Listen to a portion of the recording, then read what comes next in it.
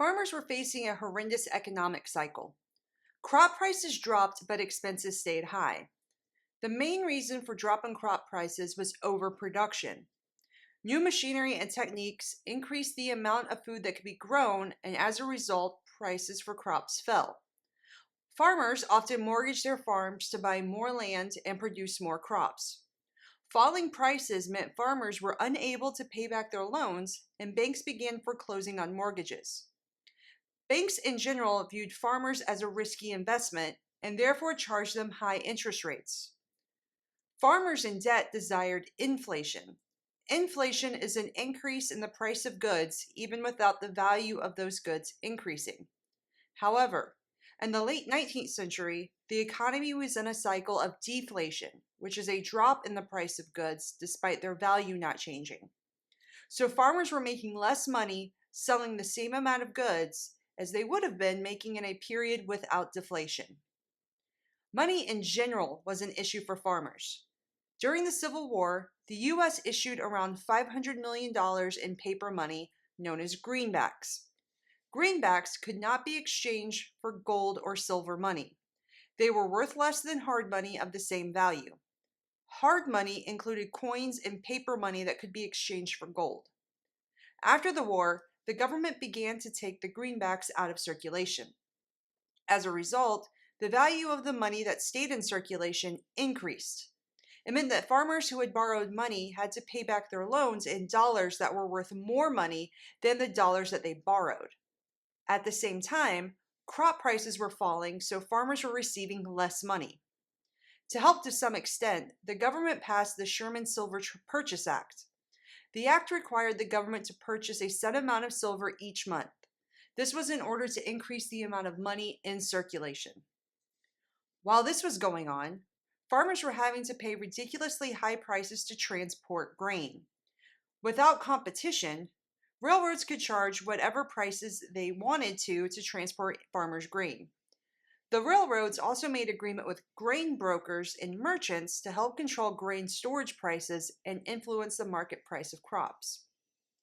In 1867, farmers organized. Oliver Hudson Kelley started an organization for farmers that became popularly known as the Grange. Grange members spent most of their time and energy fighting the railroads. The Grangers taught other members how to organize, how to set up farmers' cooperatives, and how to sponsor state legislation to regulate railroads. The Grange movement gave rise to other organizations such as farmers' alliances. The alliances sent lecturers around to towns to educate farmers on interest rates and loans and government regulations on railroads. Membership in farmers' alliances grew to 4 million. Most members were in the South, and there were also colored farmers' national alliances for African American farmers. Leaders of these alliances realized they needed political power in order to get the changes they desired. Populism, which is a political movement by the people, was actually started by the Populist or People's Party. So to clarify, populism is a movement of the people of a region, whereas populists were a political party that was also known as the People's Party. On July 2nd, 1892, the Populists held a convention in Omaha, Nebraska, and laid out their party's goals. These goals became known as the Omaha Platform.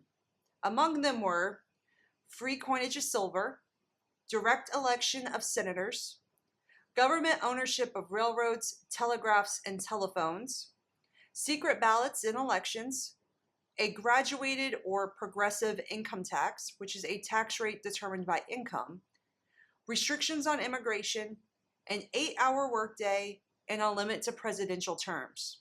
Remember, at this time, there was no limit on the amount of terms a president could serve. The Populist Party's platform would eventually be taken up by the Democratic Party. The economy, however, crashed in 1893, greatly impacting farmers. First, railroad construction was happening quicker than markets could keep up. So railroad companies began to struggle as they built new lines but didn't have enough goods to transport on them. In February, the Panic of 1893 began. The panic began as railroads, such as the Philadelphia and Reading Railroad, went bankrupt. Additionally, the government's supply of gold had dwindled, mostly because of the requirement that they buy silver. People panicked and traded out paper money for gold. This helped lead to trouble on Wall Street as stock prices fell. When stock prices fell, the value of silver dropped, causing silver mines to close. That year, around 15,000 businesses and 500 banks collapsed. The panic eventually lasted long enough to create an economic depression, and by December of 1894, the unemployment rate was as high as 20%. As the 1896 presidential election loomed, the main focus was on which metal the U.S. economic system would be based on, gold or silver. One side were known as the Silverites. They supported bimetallism. Bimetallism is a monetary system that uses both silver and gold to back up paper money. The other side were known as the gold bugs, and they favored the gold standard. The gold standard was backed up by paper money only with gold. Silverites argued that because silver was cheaper than gold, backing up money with both metals would make more money, with less value, available. People hoped this would stimulate the economy, whereas the gold standard made the currency more stable, but more expensive. The Populist Party called for bimetallism and the free coinage of silver. As the 1896 campaign progressed, the Republicans stuck firmly with the gold standard and nominated William McKinley. The Democratic Party came out in support of bimetallism and the free coinage of silver. At the Democratic Party convention, the party nominated William Jennings Bryan after he delivered a rousing speech entitled The Cross of Gold Speech. In his speech, Bryan praised farmers and denounced banking interests for attempting to, quote, crucify mankind on a cross of gold.